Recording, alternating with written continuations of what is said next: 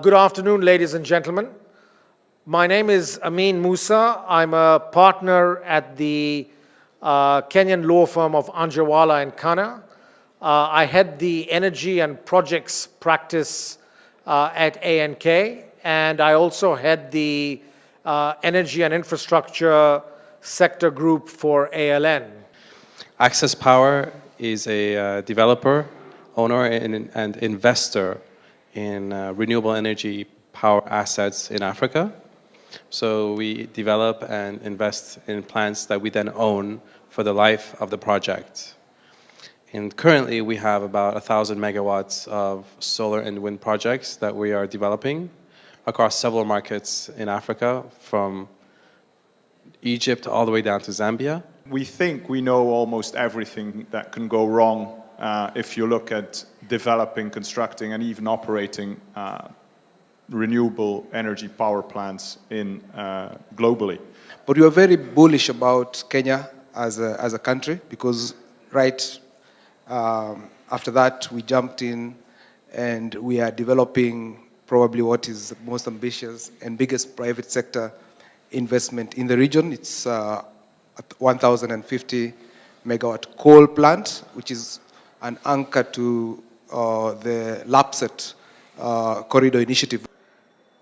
And I think more importantly, for the people over here, the audience who are trying to figure out where the opportunities are, we've seen governments issue very ambitious tender proposals for development of power plants across the continent: geothermal, coal, LNG.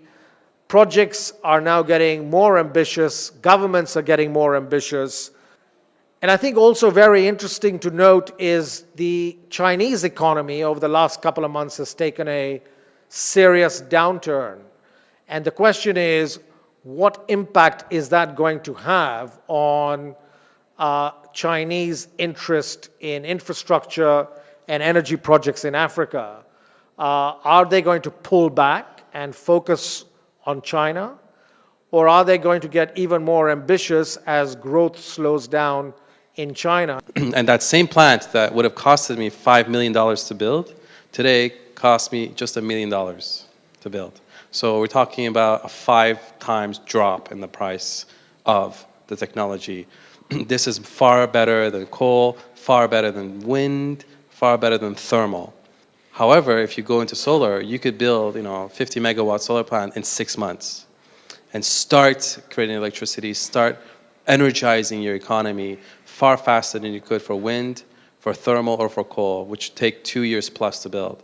And at the same time, the levelized cost of electricity now in many of these markets is approaching, very low teens, and within the next few years will be in the single digits, meaning 9, 10 cents kilowatt hour. At the end of the day, an energy project, whether coal, wind, solar, whatever type of energy, you make money by selling the energy.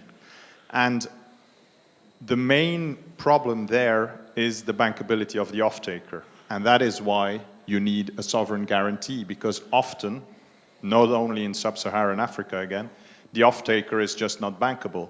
The off-taker's balance sheet is not big enough for you as an energy generator to be certain that he will be able to pay, because it's a long-term PPA. We're talking 15, 20 years, for him to be able to pay you for that amount of time. You get much more respect and listening the bigger the project is, because it starts to answer the key needs for a country that has the kind of shortages that you find not just in Kenya but in the region.